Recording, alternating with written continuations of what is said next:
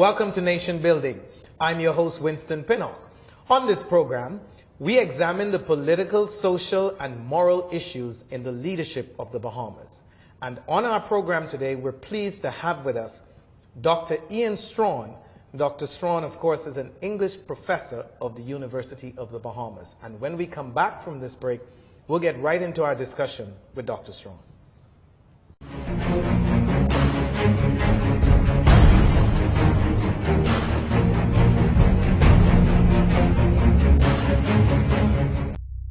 Time is money, and when you need more of both, fly Western Air. 12 flights daily between Nassau and Freeport. At Western Air, your 11th round trip is always free. Flights to Marsh Harbor coming soon.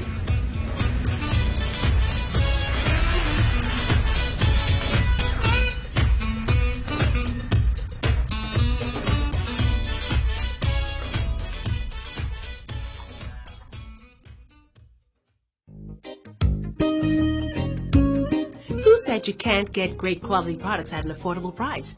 If you want the best quality food products at the most affordable prices, you must pick up the Jamaica Bahama brand of fine quality products at your favorite food store.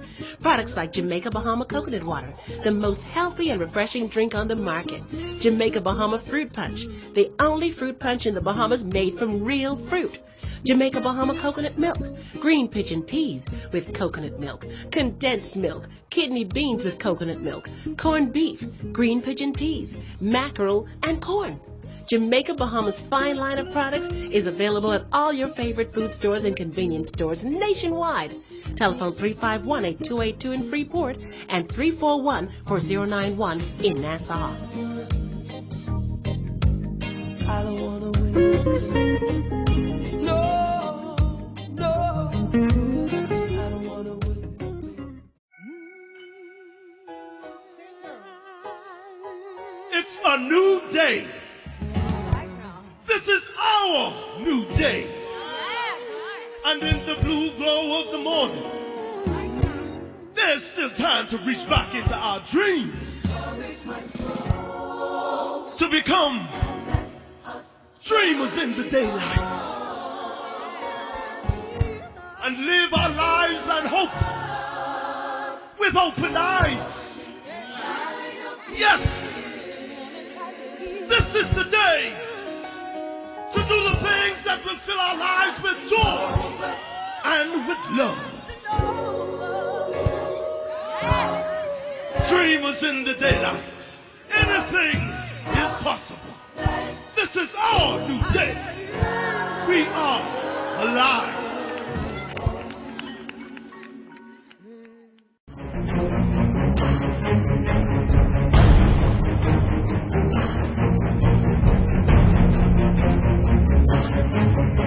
Welcome back to Nation Building. I'm your host, Winston Pinnock, and we are here today with Dr. Ian Strachan, English professor at now University of the Bahamas. Dr. Strachan, welcome.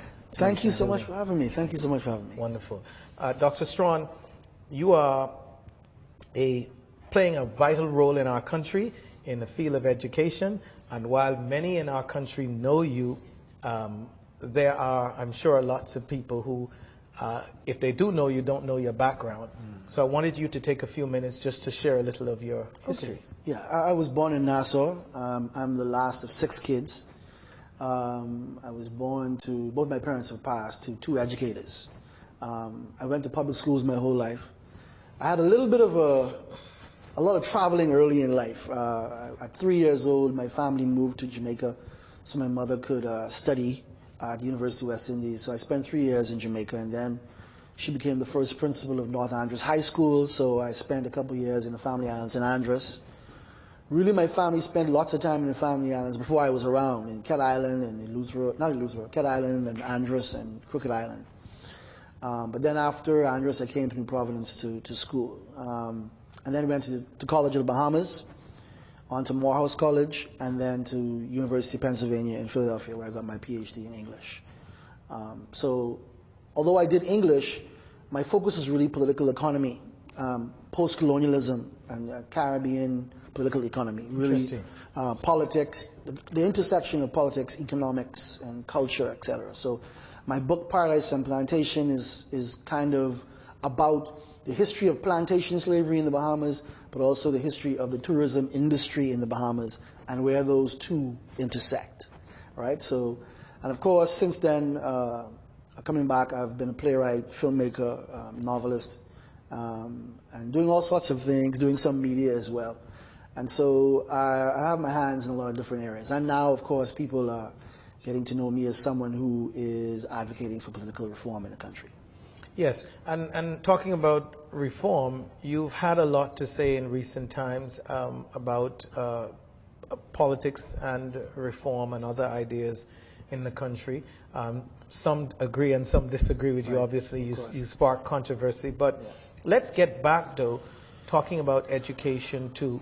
You mentioned that you, I think, spent some time in Andros. Your primary and secondary education was where? Well, I spent some. I actually went to 5 primary schools, so moved around. Yeah. I went to Mona Experimental in Jamaica, Nicholstown Primary, Low Sound Primary for a little time, Columbus Primary, and C.W. Sawyer, and then I went to C.H. Reeves, and then Government High School before the College of Bahamas. So, but you know, they say that when you move around so much, you don't get to learn. You lose track. It is disruptive. It can be disruptive. So you must be a brilliant man. Well, my mother was a teacher, and so I was reading from about 3, and I started school early because there was really no one to keep me. So when I was in Jamaica, I started school at 3, and so I graduated high school. I just turned 16 when I graduated high school and started college at 16.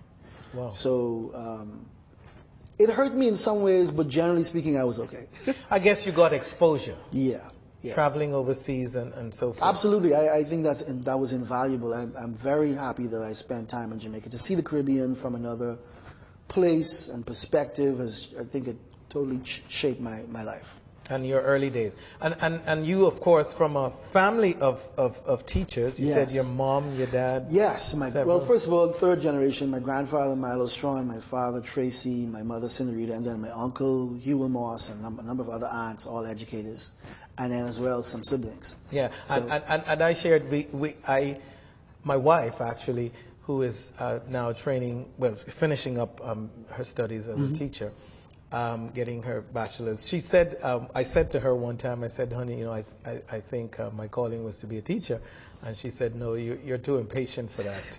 But again, I think you are. I think that people teach in different spaces. I think pastors are teachers. I think media people, journalists can be teachers as well, because anywhere where you're passing on knowledge and insight and giving people the tools to look at their world and understand their world, you're teaching. Even in the workplace, when you train, when you go over processes, when you evaluate people's performance and show them how they can do something better, when you give them new skills, there's teaching all over the place. Absolutely. So as a businessman, I'm sure that you teach. As a host of a show, you're educating. I do accept my wife's caution, though, that I am very impatient. So I accept that, something that I'm working on. Yeah. Talking about education, let's look for a moment at the state of education in our country, in the main, in the broad. What would you say, as a professor, is the state of the educational system in the Bahamas today? Well, I think we have to look at standards. I think that we have slid backwards in terms of, I can't even say that I actually think that when I entered the teaching profession, I became a trained teacher in 1988. Even then, I felt like the standards weren't where they should have been. Here's what I mean. If you want to become a teacher in the Bahamas, you have to get a teaching certificate or a diploma of education. I went on the government grant, and you need to maintain a C.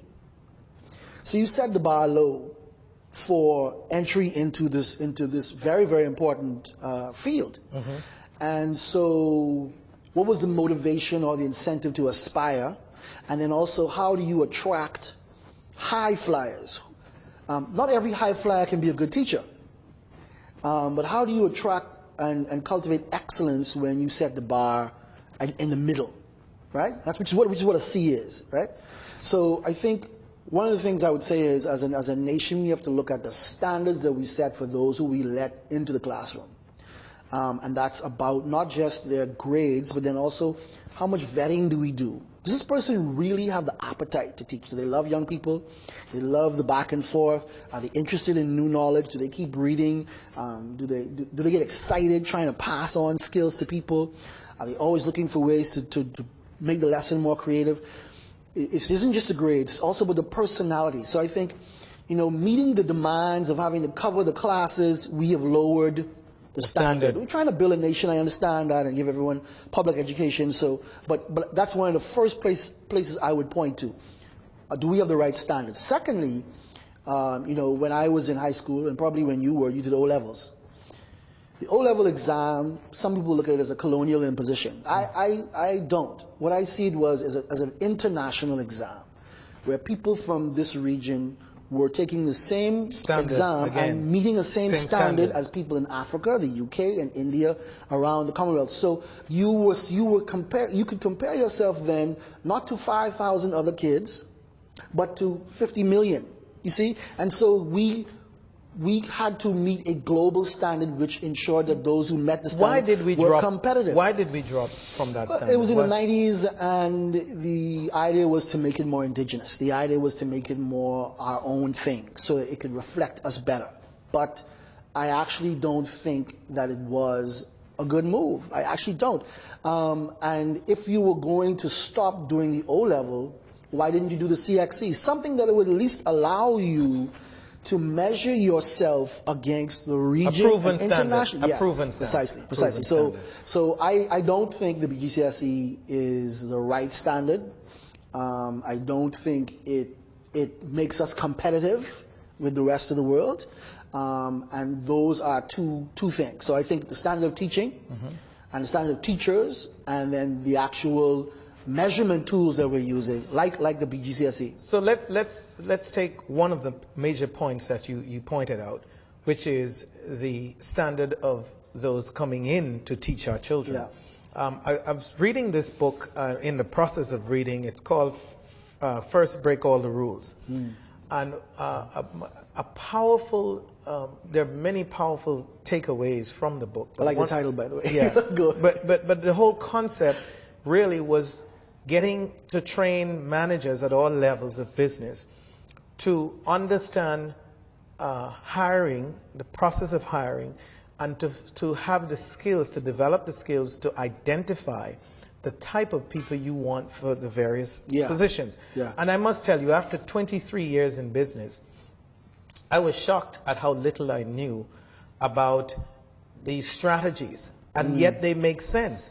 And so what you allude to earlier is in fact the need for those who are hiring, or the standards for hiring teachers, who then will train the children, because obviously the educators will determine to some large extent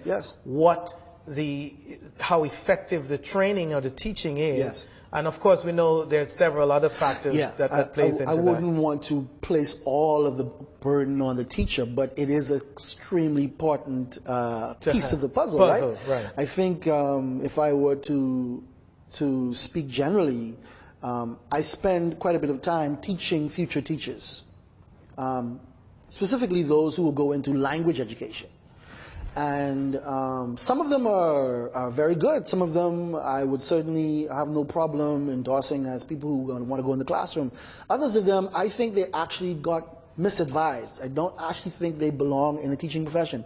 They're doing it because it's a safe bet. They're doing it because it's funded. It's a guaranteed job. Not because they really have the appetite, the character, the personality, lack of purpose. Yeah, and they need to make a living. Right. And it's a college education, government's paying for it, and so they do it. But you could tell, you give them reading to do, they don't want to do it. So there's a difference. There's not a love for it. Right, precisely. And I'm not saying love as in what I mean is, based on your level of interest and your appetite, I will get a certain level of performance from you. A certain level of effort. And naturally, you're impacting the lives of young people. That's the big part. And that's the big part. That's the big part. So that is a major part of the fix. Is there anything else in the main that you see as being crucial to turning around our... Absolutely. I think that we need public education. I think we need to help parents more. We need government to partner with agencies like a JCN and a ZNS and others to educate parents on what the things they can do, what are the things that they can do in the home that will increase the likelihood of success of their children. Primarily, for instance, reading. We are not a society that reads. If you go into any bank or any doctor's office or dentist's office, there's a big television, right? They weren't always there. Before, you might have some reading, you know. Sometimes I go in the bank line, I'm the only person with a book. People are not reading in this culture, and that has serious implications, because that's where the knowledge is. That's where you learn. That's where you expand your horizon, your perspective. That's how you travel the world and travel through time, is through reading.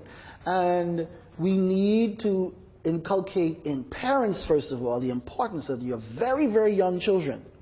Read to them. Read to them for 15 minutes every day. Eventually, read with them. Start reading a sentence. You leave out one word and see if they can sound it out.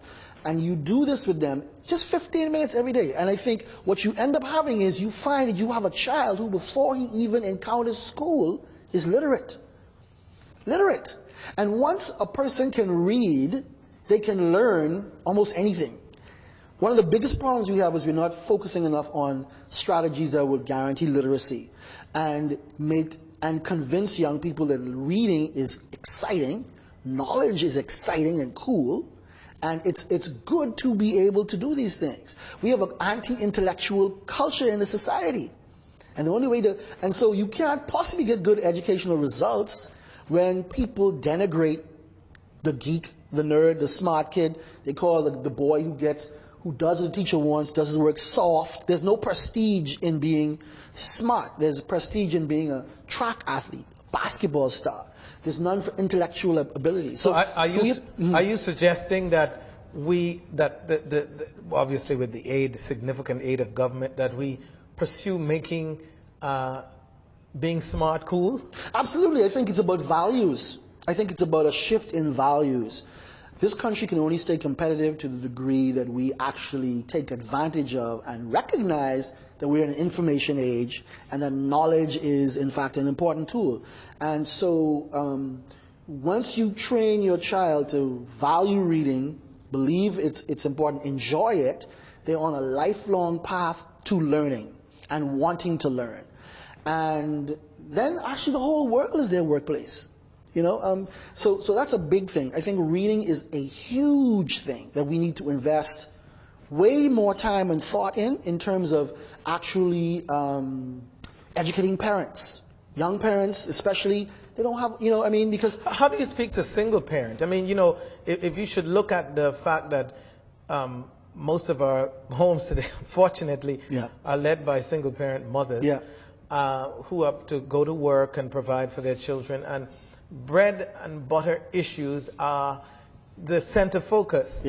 And so, in fact, even for some of us who have a stable two-parent home, if we're not careful, sometimes we lose track of the fact that going out and making a living and providing an opportunity for our children goes beyond the finances, but also to spend quality time. So, but how do you speak to a single-parent mother?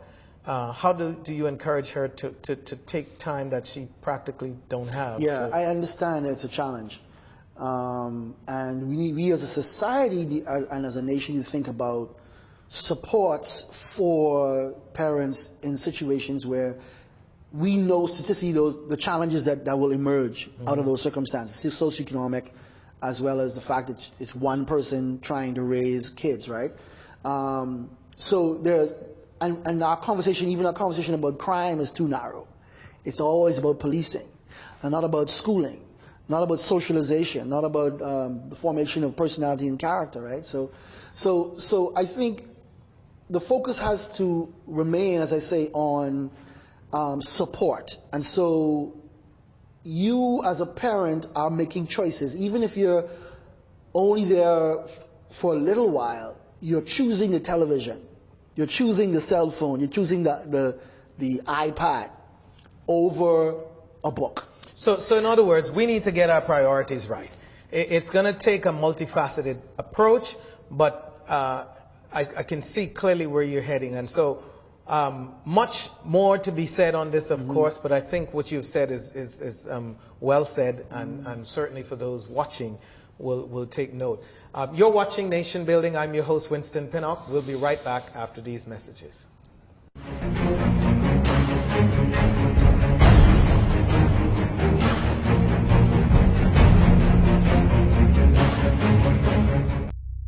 Time is money, and when you need more of both, fly Western Air. 12 flights daily between Nassau and Freeport. At Western Air, your 11th round trip is always free. Flights to Marsh Harbor coming soon.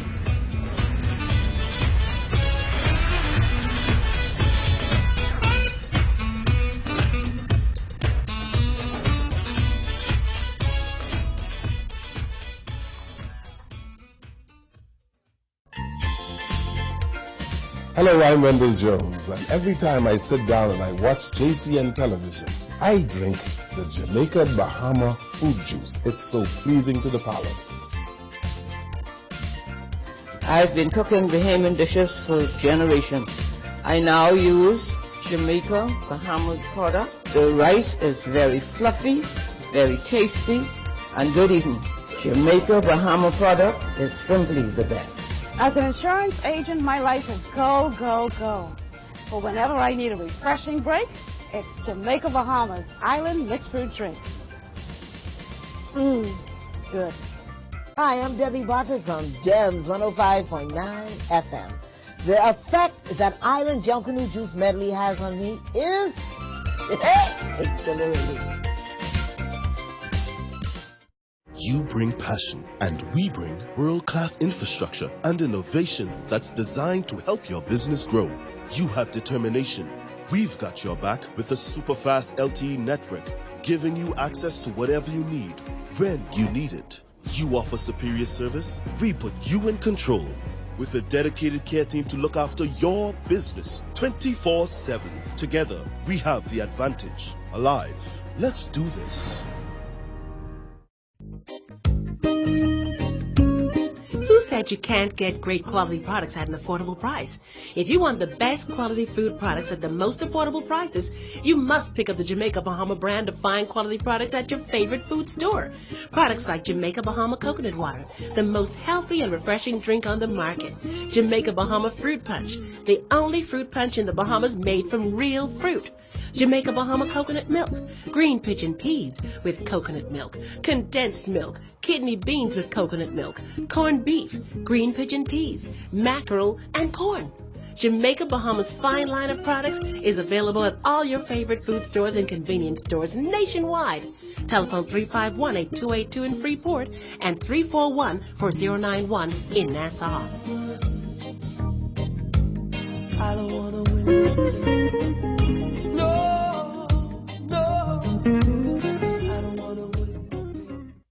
Alive knows what you do today will determine the success of your tomorrow. So we've invested in world-class infrastructure and innovation so every business in the Bahamas can grow. Like our online business account that lets you manage all your business mobiles simply and efficiently through one portal. From adding users and numbers to drilling down where you can view details of individual data, calls, and texts to providing an immediate overview of usage month on month. We put you in control. Our people are here to help your business grow. Our relationship managers take the time to understand your business. And with our care team and our Alive stores, we are there to support your business needs. So let's work together, Bahamas. Let's grow together. Let us be part of your team. Let's do this.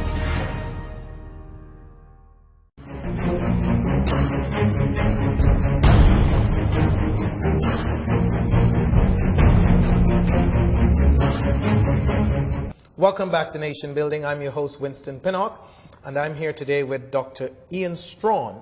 Dr. Strachan is an English professor at the University of the Bahamas. Dr. Strachan, we want to shift gears a little to talk about something that is on the minds of every Bahamian, and and that is even our children, and that is politics. Want to talk about the state of politics in our country today in a very broad way. Firstly, I'd like your thoughts on our system of government, our current system of government. Are you satisfied with our current system? And what major improvements, if any, do you see needed to improve what we practice? Yeah, well, there's a lot to say. First of all, generally, I think we have a crisis of representation right now. I think every 5 years, since Ingram came to power in 92 and 97, really, we've been swapping governments every 5 years. I think this is the first election where the public instinct to swap is a little arrested. There's a great deal of uncertainty. There's not the normal level of confidence in the opposition. There's definitely lots of dissatisfaction with the sitting government, but you see a lot of fracturing in the opposition, which is evidenced by so many opposition parties, for instance, right? The problem, of course, that we have in our Westminster system is that it really is a two-party system. Nowhere in the region have third, fourth, or fifth parties been able to get a foothold in the House of Parliament. They might get a lot of votes, but we don't have a proportional representational system. We have a first-past-the-post system, so essentially the winner takes all. And what that means is that those 13,000 people who voted DNA have had no representation in the House of Assembly. What it also means is that although 65,000 people voted F&M, only that was like 49% of the popular vote. They had nowhere near 49% of the seats in the House. So there are some flaws in the structure or in the system that we've adopted for our country in terms of representation. The other issue that we have is that we don't actually properly regulate political parties. Anyone can form a political party. They can make their rules as they wish. They can break or disregard their constitution if they wish, like the PLP not having a convention for 7 years. They can accept money from anyone, international criminal, local billionaire. When you say they, you mean any political party? Any political party can do this. Because they're not actually legal entities. There's no law that governs how political parties are run. And in fact, the OAS observed our 2012 election, and this is one of the things they pointed out, is that this is a recipe for trouble. That there's no transparency in terms of who's funding this. And then, of course, after the election, we start hearing grumblings and accusations about, oh, you got numbers money, oh, you got money from NIGAD. Is that true? Did you get money? And all this stuff that happens. But I want the public to think about it. You and I, as ordinary citizens, are not millionaires, or we're not billionaires. We cannot influence political parties the way the very rich can. And then how does that influence, that contribution, affect policy, affect the laws they pass or don't pass, the things they allow to happen or not to happen? And how does that distort the public good? How does that undermine democracy? So that's a major problem. I think we also have to look at the way we elect. We don't have a system of debates. We don't actually have the leader of the DNA, the PLP, the F&M, the UDP, etc., stand before the Bahamian people and answer considered questions about their record, about their policies, about what they will do, how they will fund what they will do, what are the outcomes that we'll get from this. So the absence of that sustained inquiry and dialogue with the people who want to run the country means that elections end up being decided based on sloganeering, based on propaganda, based on rallies, based on optics, based on bribery. And let's be honest, we have a long history of bribery. In fact, Prime Minister Christie admitted this in 2012 in a statement that he gave at a conference for MPs right after he became elected. But this tradition of bribery goes all the way back to... And then just to make sure, what exactly did Prime Minister... The Prime Minister basically said, look, I think he used the phrase treating. He talked about the fact that many things happen in the country to induce people to vote, and we're breaking the law. We have done it, speaking of the PLP. You've done it, speaking of the F&M. I've released a video on Facebook that quotes, give this specific quote. So he doesn't use the word bribery, but I'm inferring that he can only be talking about the Prevention of Bribery Act and the fact that everything from turkeys to hams to T-shirts to... It's become culture, It Dr. Strachan. is the way it's done. But I have so to... what happens when you are a population that accepts a bribe or an inducement to vote, how do you then hold the politician accountable when he does something wrong, when he's already bought your vote? And so the population itself becomes compromised. And my question to you was, do Bahamians really care? Because, I mean, if we're the ones accepting the ham and turkey and the T-shirts and some accuse alleged on both sides, money rolled up in shirts, I mean, if that is the case, do we really care? And by the way, both Hubert Ingram and Perry Christie, at the time, at the end of the 2012 election, admitted to some members of their party receiving money from numbers industry, which was illegal at the time. Are you sure? I want to make sure you're sure they're on record. The record is there. That Ingram didn't say he accepted it, but he said he knew that some candidate in his party had received it. But in fairness to both political party leaders, how do you hold the leaders responsible for what members of their party may accept when there are really no defined rules concerning no campaign finance reform put forward? I mean, how do you hold the leaders responsible for what members may or may not do? Well, we need to hold them accountable. And if you are part of my organization and I'm the leader, then the responsibility is mine.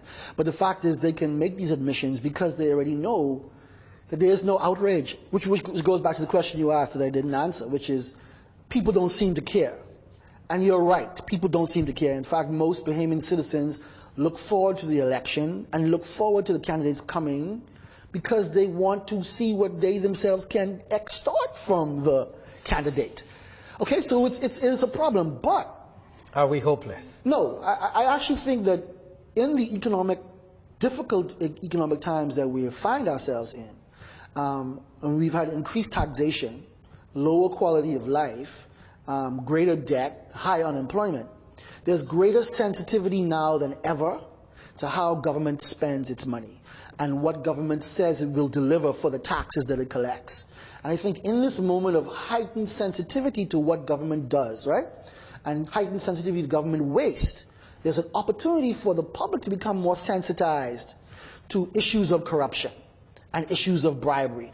Because I think that the benefits of what in Jamaica people might call benefits politics, or what you might call patronage, are shrinking. In other words, fewer and fewer people are benefiting from the corruption. Fewer and fewer people are benefiting from the job that they hand you. It's really a temporary job, or what have you. And so more and more people are suffering. Even rank and file supporters of the PLP or the FNM are saying, well, they ain't do nothing for me. So I think the opportunity then is born for us to say, well, look, maybe we need to say to ourselves, why do we accept this money up front and accept 4 years of unemployment? When are we going to actually hold these people accountable for having real plans and real answers? But Dr. Strachan, we've been through so many of these cycles, and yourself and I of the same generation. Yes. If I can recall, 1992 was the first election, and in fact it was, when our generation, based on record statistics, had a real say in determining where the Bahamas went in terms of the political outcome. And that speaks for itself as to what happened. You had a government that was unseated after 25 years. Yeah. But it has been, since then, and even before, tradition. In fact, some say it goes back to the UBP days, where flour and sugar was used in the family island. So we have had a steep culture of this. And so as we speak to the young generation of Bahamians today, how do we, you say you believe the new generation of Bahamian care. How do we get them, what is going to be the key to getting them to understand? Yeah. I'm saying we have an opportunity to get them to care. I'm saying the hardships that we are experiencing as a country, I'm saying like the free lunch is gone. I think more and more citizens want real solutions. They want real answers. They don't want to hear promises and slogans. They're not interested in rallies. They're not interested. They want to know what you're really going to do, and they want how you're going to do it, and they're prepared to vote along those lines, or they're prepared to withhold their vote. Right now, we are seeing the lowest turnout in voter registration that we've seen in history. In the history of the country. Every 5 years, the register has grown. Right now, it's 20% below where it was 5 years ago. And that's as of what date? March 10th. March 10th. Okay, so in the 2012 election, the numbers was 172,000. Right now, we're about 130,000, a little over. A little more than so that should tell you something, that citizens are disenchanted. Citizens don't see a viable, real alternative. They don't see a appreciable difference between one or the other. Peter to them is just as bad as Paul. But I talk to my staff with regularity these days in preparation for many of our programs where it's relevant.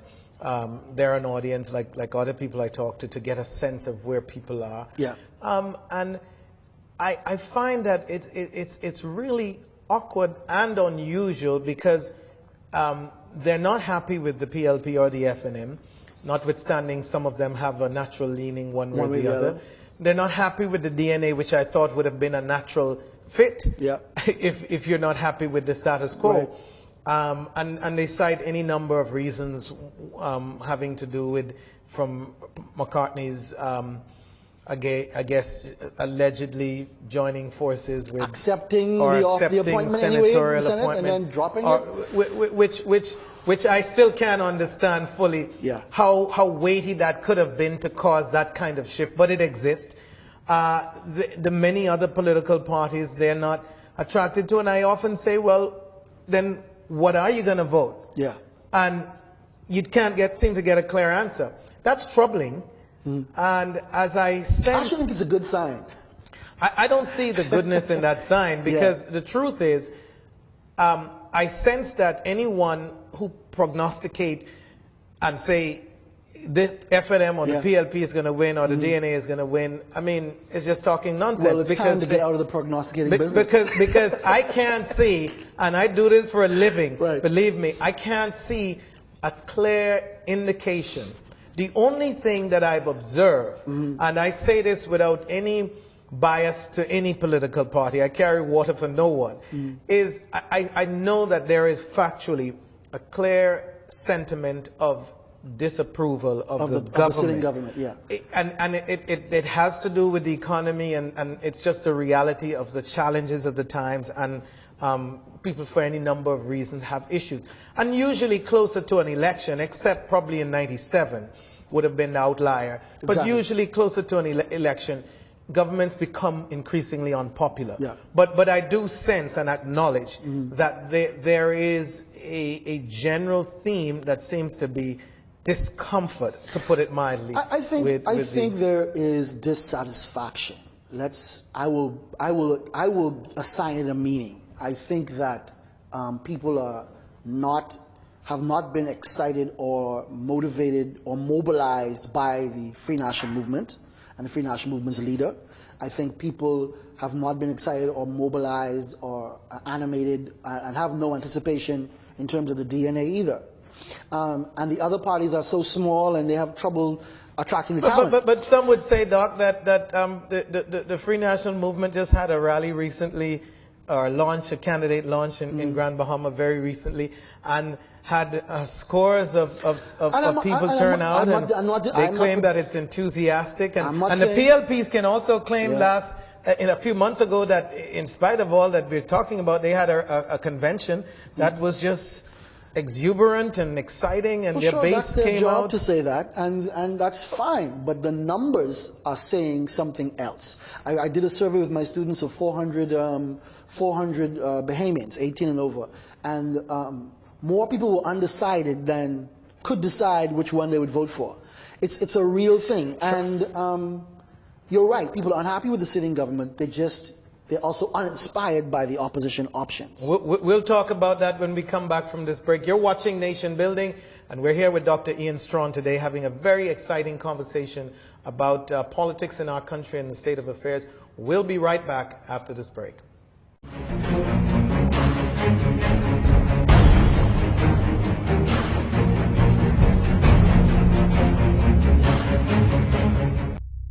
Time is money, and when you need more of both, fly Western Air.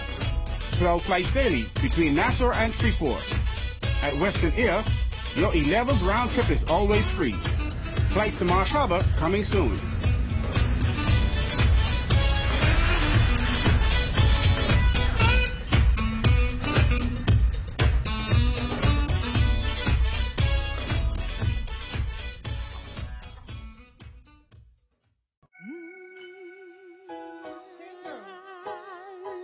It's a new day.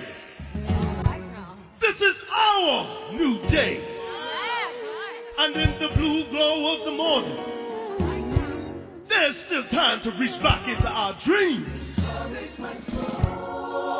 To become dreamers in the daylight.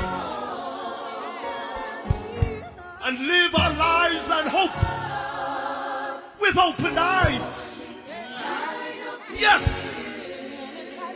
This is the day to do the things that will fill our lives with joy and with love. Dreamers in the daylight. Anything is possible. This is our new day. We are alive.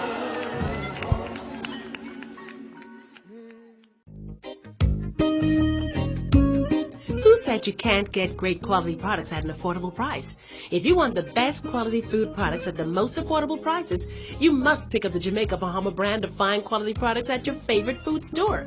Products like Jamaica Bahama Coconut Water, the most healthy and refreshing drink on the market. Jamaica Bahama Fruit Punch, the only fruit punch in the Bahamas made from real fruit. Jamaica Bahama coconut milk, green pigeon peas with coconut milk, condensed milk, kidney beans with coconut milk, corned beef, green pigeon peas, mackerel, and corn. Jamaica Bahama's fine line of products is available at all your favorite food stores and convenience stores nationwide. Telephone 351-8282 in Freeport and 341-4091 in Nassau. I don't wanna win. No, no, I don't wanna win. You bring passion, and we bring world-class infrastructure and innovation that's designed to help your business grow. You have determination. We've got your back with a super-fast LTE network, giving you access to whatever you need, when you need it. You offer superior service, we put you in control. With a dedicated care team to look after your business 24/7. Together, we have the advantage. Alive. Let's do this. Hello, I'm Wendell Jones, and every time I sit down and I watch JCN television, I drink the Jamaica Bahama food juice. It's so pleasing to the palate. I've been cooking Bahamian dishes for generations.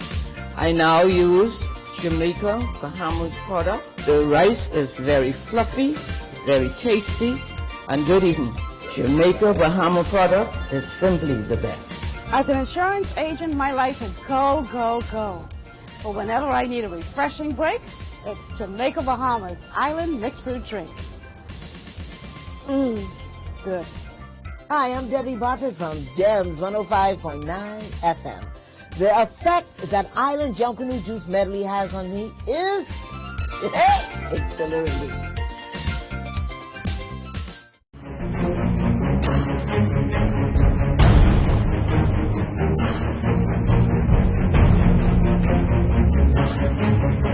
Welcome back to Nation Building. I'm your host, Winston Pinnock.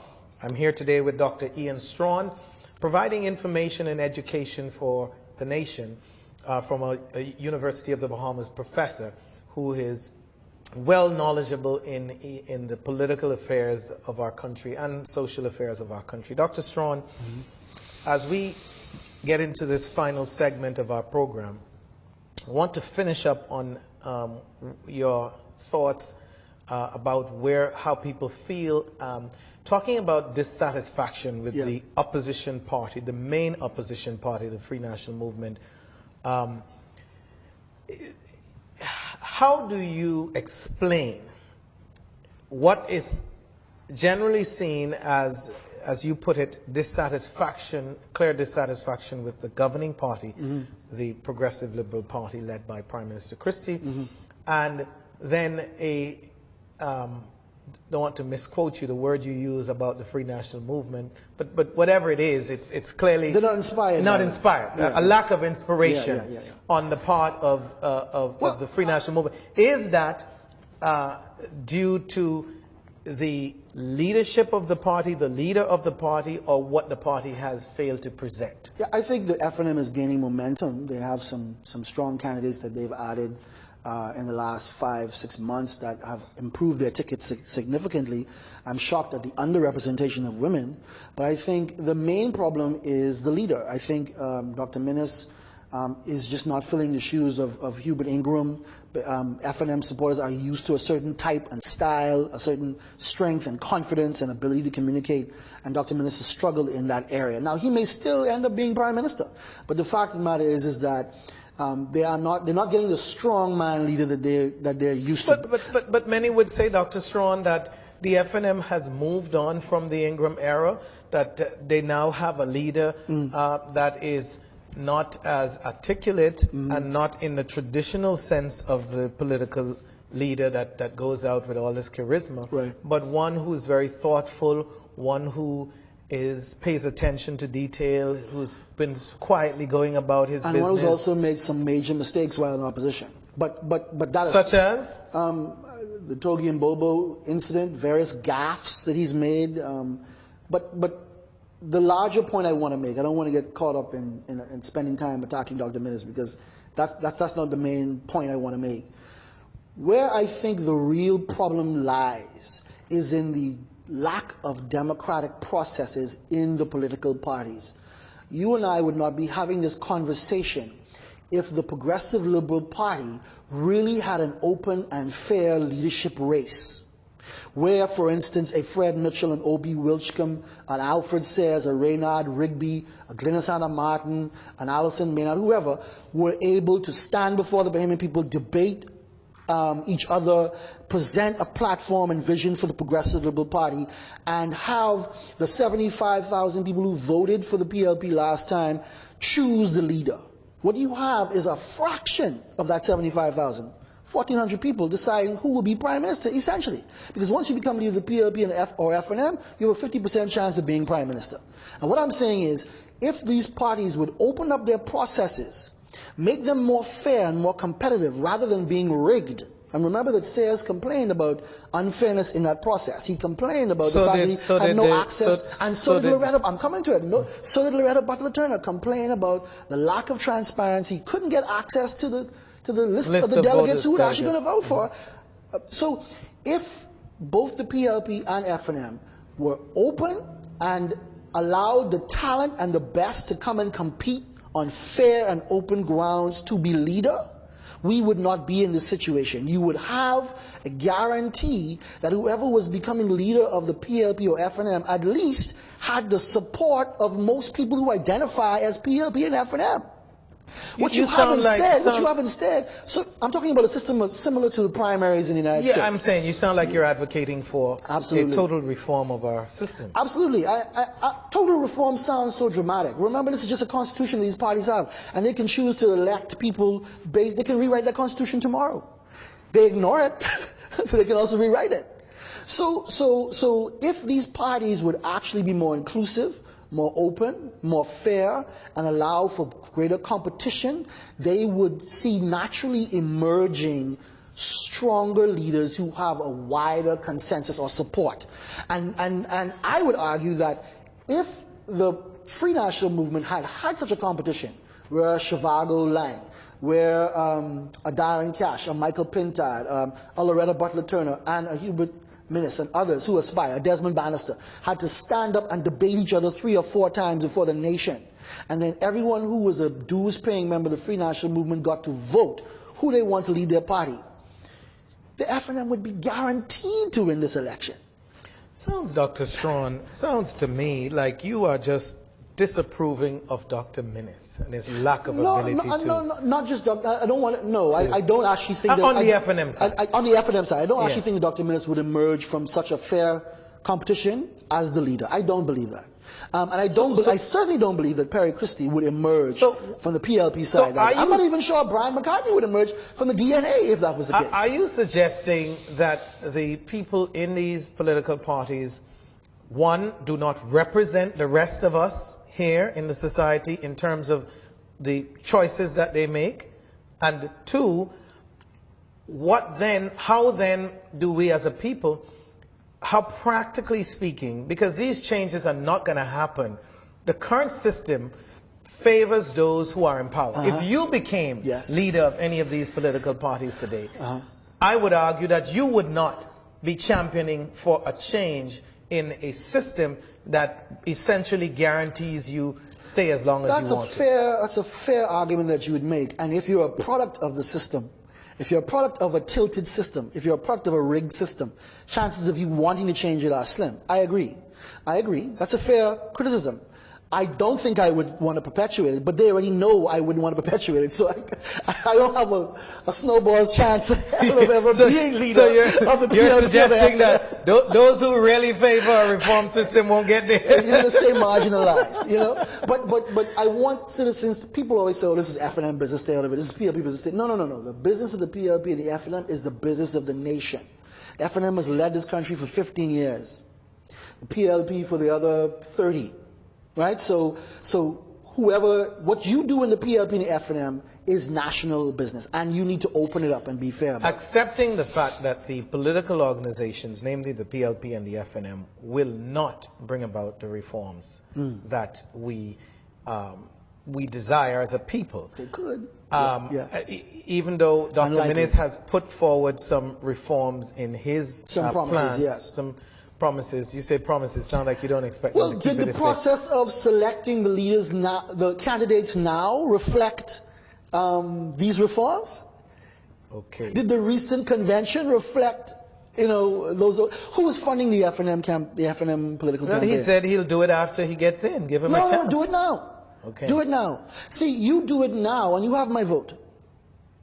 Tell me who is funding your political campaign, and what you do by telling me is you automatically put the pressure on your opponent. Why won't he tell the nation? See, this is where we need to go as a country. We've got to have openness. We've got to have trust restored. The public does not trust its politicians. We don't. Dr. Strachan, we could talk all day, but at the end of the day, in this critical hour that we're in, as you and I have an opportunity to pass information to the Bahamian people, and to help improve all of our lot. What is your best advice to voters? Forgetting the political establishment, forgetting the political party leaders who is pursuing their own interests, what specific advice? Here's my advice to every Bahamian citizen. Take responsibility for your country. I listed on my Facebook page 25 things that will not change, whether you put the PLP back in power or elect the FNM. Look at what the FNM did with the dump. What did the PLP do with the dump? Look at Bahamas under the FNM. Look at Bahamas under the PLP. Look at education under the FNM under the PLP. Look at BEC under the FNM under the PLP. Look at public transportation under the PLP under the FNM. There's so many central problems where we need heavy lifting. Neither political party demonstrates the appetite to actually do the heavy lifting.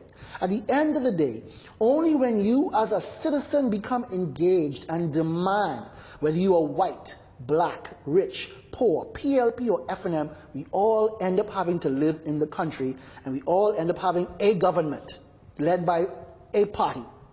But that party is not going to do the hard things unless you, as a citizen, write, call in, sign a petition, march, boycott, demonstrate, phone in, go and visit your MP. The missing ingredient in our democracy is civil society. It is citizen engagement. It is bipartisan, non-partisan activism. It is in our best interest to have a better educational system. It's our best interest to have clean air. Both governments have had more than a decade to fix the dump. Neither one has done it. What is the missing ingredient? Citizens saying we will no longer put up with this, fix it. And how do they say that practically? We have to organize. We have to organize. What we are saying, and out the box, is spoil your ballot. Send a message now of protest. If you can't make up your mind, now if you want to vote PLP, FNM, DNA, or whatever, fine, I'm not trying to persuade you. If that's what you've made up your mind to do, go ahead. But if you're prepared to sit on the sideline and not vote, then I'm saying to you, become a part of the process and speak out. We wouldn't have a country without protest. So Dr. Strong, protest. You are a well-educated man. You did not earn, your doctorate degree wasn't given to you. No, you earned it. Yes. How do you say An Ivy League university. How did you say to your Bahamian brothers and sisters, to our people, go out and waste your vote when it is the most fundamental thing that a Bahamian can do in going to the ballot and choosing which party and which organization and which leaders and which MPs represent us for the next 5 years? How do you do what some consider to be such an irresponsible thing to tell people, basically, make your vote not count? One, it does count. Two, it's not a waste. Three, I realize it's somewhat counterintuitive. But here's how I would respond. What has voting gotten you? What has voting gotten you in terms of power generation? What has voting gotten you in terms of waste management? What has voting gotten you in terms of public education? But what is it going to get you? What has voting gotten you in terms of crime? What has voting gotten you in terms of... What is it going to get you by not voting? By wasting your vote? You're not wasting your vote. What you're doing is you're protesting.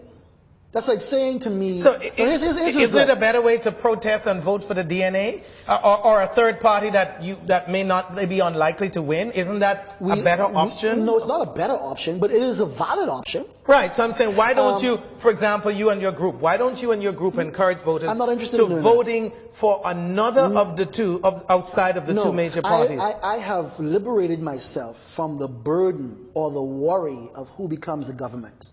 And what I have accepted is the reality that no matter who becomes the government, citizen engagement is the solution.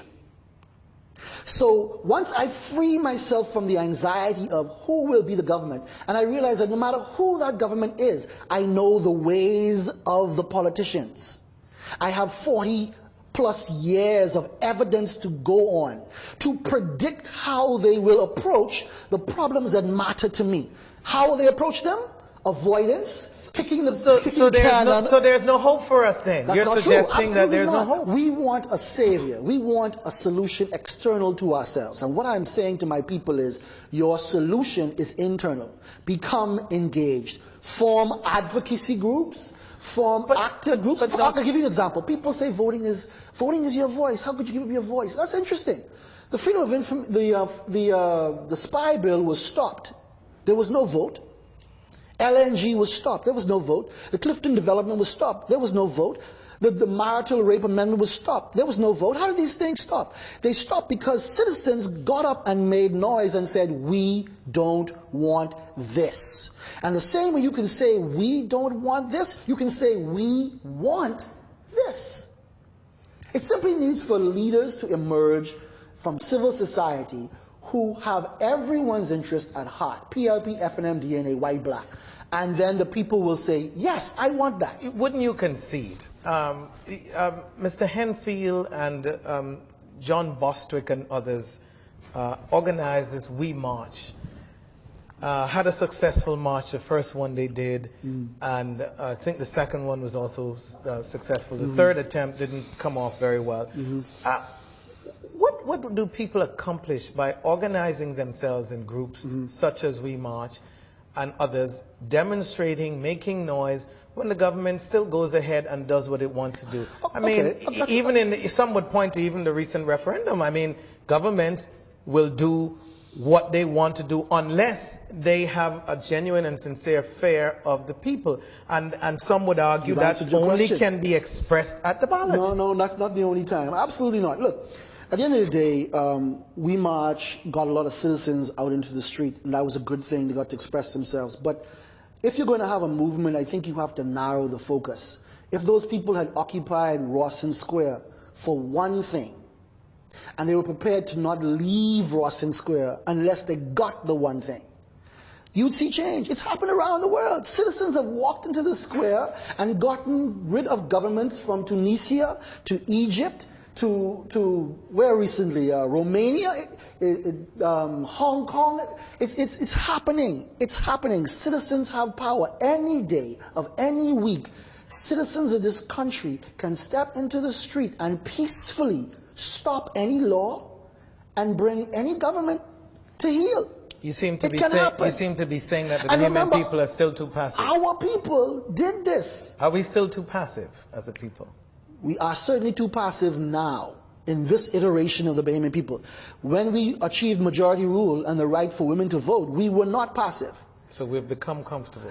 We have, but these hard times and this crisis moment, this moment of uncertainty, is an opportunity for a spirit to rise in our people, a spirit of activism and a spirit of sense of responsibility for the future of our country. I have a responsibility to my sons for the future of the country. I cannot leave it to an MP to fix it. I have to be engaged. Dr. Strachan, we've completely run out of time, and we could go on for quite some time longer. I enjoyed it. It's clear that we need to have another sit down here on Nation Building. That'd be great. I thank you so much for coming. Absolutely. You've been a great guest, and on behalf of all of us at Nation Building, I'm your host, Winston Pinnock. It's been our pleasure to present this to you today. Stay tuned to next week's edition of Nation Building.